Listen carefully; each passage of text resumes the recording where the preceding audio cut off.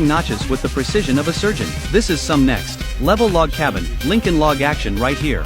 He fits the beams together, and with a few loving thwacks from the axe, the frame is locked in. That click is more satisfying than popping bubble wrap. Don't at me. And just like that, we have a skeleton. It is starting to look less like a hole in the ground and more like a place you could actually live. A very rustic place. Now he is making stone tiles for the floor, or the walls. This man's ambition knows no bounds. He's not just building a house, he is building a fortress of solitude. Look at the detail work. He is chipping away at these stones, shaping them perfectly. This is the kind of patience I lack when trying to assemble an IKEA shelf. Time for a quick break to consult with the project manager. The dog approves of the progress, but suggests more belly rubs are needed to maintain team morale. A fair point. The roofing begins. He is laying down wooden planks one by one. This is the part where you really don't want to mess up, unless you enjoy indoor waterfalls. Trimming the edges for that clean, I totally meant to do. That look, it's all about the finishing touches. A clean edge separates the pros from the oh-no's. He even built a functional door. With a hinge, this is no longer a shelter, it is luxury real estate. Prime location, lots of natural light, and excellent ventilation. Wait, is that a skylight? A flip-up roof hatch? My guy just added a convertible roof to his hobbit hole. This is premium, top of the line forest living. Now for the interior. He is building steps to go down into his glorious man cave. No detail is too small for this wilderness architect. He is laying down a gravel floor. This is for drainage, and also to give it that crunchy, satisfying sound when you walk. It's all about the ambiance. More interior framework goes up. This could be for a bed, a shelf, or maybe an indoor jungle gym. With this guy, you never know. It is a bed frame. He is building a loft bed. He has got more floor space, a comfy sleeping area, and a great view of the dirt walls. Living the dream. Time for some furniture. He's splitting logs with a mallet and chisel. He is not just making a chair, he is liberating it from the log. And there it is, a custom-built wooden table. This place now has a dining area. It is officially fancier than my first apartment. And what is a cozy home without a fireplace? He gets a fire going in the stone hearth he built. The vibe is immaculate. The coziness levels are off the charts. For the finishing touch, a green roof. He is covering the outside with turf. It's eco-friendly, great insulation, and makes the house look like it is part of the landscape. Absolutely brilliant. The work is done. It is time to enjoy the fruits of his labor. He lights a candle, sets his little table. This is the moment it all pays off. And what does a king have for dinner in his newly built castle? A celebratory barbecue. Of course, grilling meat over an open flame he made, in a house he built. You can't beat that. But a true king never eats alone. The first bite goes to his loyal companion, the supervisor, the head of security, the goodest of boys. He enjoys his hard-earned meal. Every bite must taste like victory, sweat, and a little bit of mud. That is the taste of freedom, folks. And with a full belly, he retires to the loft bed he built with his own two hands. From a hole in the ground to a cozy, fire-lit home in 30 days. This man didn't just build a house, he built a masterpiece of perseverance and skill. An absolute legend. Now if you'll excuse me, I am going to go try to assemble a bookshelf and cry. Alright, gather round folks, because this isn't your average weekend DIY project. This is Luke, from the Outdoor Boys channel, a man who looked at an abandoned homestead in Alaska and thought, yeah, I can fix that. And by fix that, he means wrestling it back from nature after it has been through fire, floods, and probably a bear or two. Touches on repairing that burned out cabin, and I'm going to be digging a well so we don't have to haul jugs of water anymore. It's taken a lot of work to get to this point. It has taken a lot of work, and he is excited to show us. Let's see what this madman has cooked up. First scene, it is 0 degrees, a temperature where even polar bears think, nah, I am staying in. But Luke, he is about to play. Will it start? With his trusty little K-truck, which looks like it came out of a cereal box. Oh, the classic left my keys in the back blunder. Happens to the best of us, even wilderness gurus.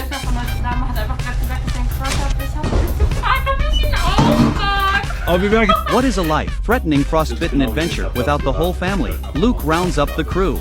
Nothing says family bonding like huddling in a semi. Frozen tin can on wheels, waiting for the heater to maybe, possibly, eventually work. Now inside the burnt-out cabin he has been rebuilding. It smells like pine and frankly, ambition. First order of business, put the carpet down, because nothing says surviving Alaska like a plush comfy floor. Then it is time for operation. Mattress Tetris. 3 twin mattresses for 3 little boys, perfect for a slumber party at the edge of civilization. The kids seem to like the new loft. It's got more room, more privacy, and a ladder that doubles as a jungle gym. I'm going sideways. I think they like it. I like it too. It looks really nice. Now we got a little bit more room and a little bit. But all good things must come to an end. It is time to leave. And the K-Truck has once again chosen violence. The voltmeter says 12.5 volts, which is I am ready to party in car language. But the engine says, I'd rather be an ice sculpture.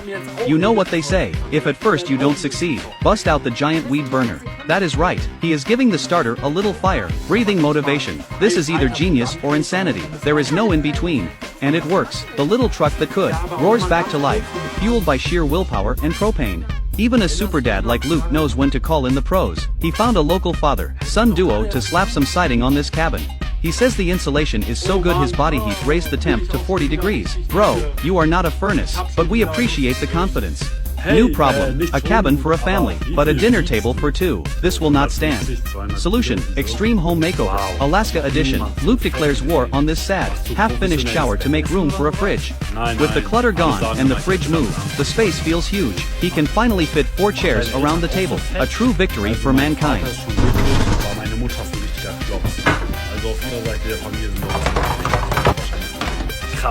So there we go. We've got a dinner table and we can actually eat at the table now.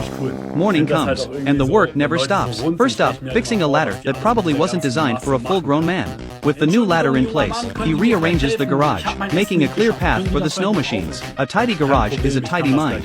And just when you think it is a normal day, he finds a vole in the sink. Apparently, his sink is the world's most effective, albeit unintentional, vole trap. The contractor finishes the siding, and the cabin is finally looking like a proper little home. No more ugly wrap flapping in the wind. Now, for a major subplot, while Dad plays construction worker, it is time for young Tommy to become a man. Well, while I work at the cabin, Tommy's going to be doing his first solo camping trip, and he's going to be posting a video about it on his own channel, Outdoor Tom. Of course, his mechanical steed, the snow dog, immediately breaks down, throwing its chain like a diva throwing a tantrum. No daylight left to mess around. Plan B, Übrigens, Leo, give him the Sophia real steht snow auf machine. dich. The upgrade is serious. Okay. All right, Tommy. Good luck, buddy. Luke is one proud papa. This is a big step for Tommy, pushing his comfort zone all by himself. Back at the main cabin, Luke gets a delivery of some seriously warm blankets. The old ones just weren't cutting it in the negative 40-degree weather. He also gets rid of a bunk bed that he, might have broken a little bit. Into the fire it goes. Dinner tonight, Thanksgiving in a bag. Thanks to vacuum, sealing, he can enjoy his favorite meal anytime, anywhere, living the dream. Congratulations, Tommy. That boy did it. He got his fire started.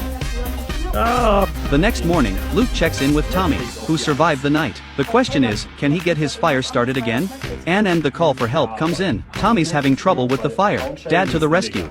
He is still super proud of him for getting this far with just a flint and steel on a wet day. That is no small feat. Was machst du mir nicht erzählen? Ja, war aber richtig gut. Würde ich gerne wiederholen. Wann With the erst fire seid crisis ihr? averted, We it is time to don't fix that diva snow dog. The whole engine has to be scooted back to tension the chain. What a weird system. Tommy finishes his solo trip, declaring he is not scared of the woods anymore. Mission accomplished. And now for the next giant leap for Lucan. Digging a well. No more hauling water, like a medieval peasant. The drill rig arrives, but because this is Alaska, everything is frozen shut. Out comes the blowtorch to open a simple lock. Then, in a shocking turn of events, the K-Truck gets stuck on ice in his own driveway. The indignity. But Luke has a trick up his sleeve, throwing ash on the ice for traction. Who needs AAA when you have fireplace leftovers? The festival of stuck vehicles continues as the air compressor gets bogged down. Luke's ATV has to play tow truck.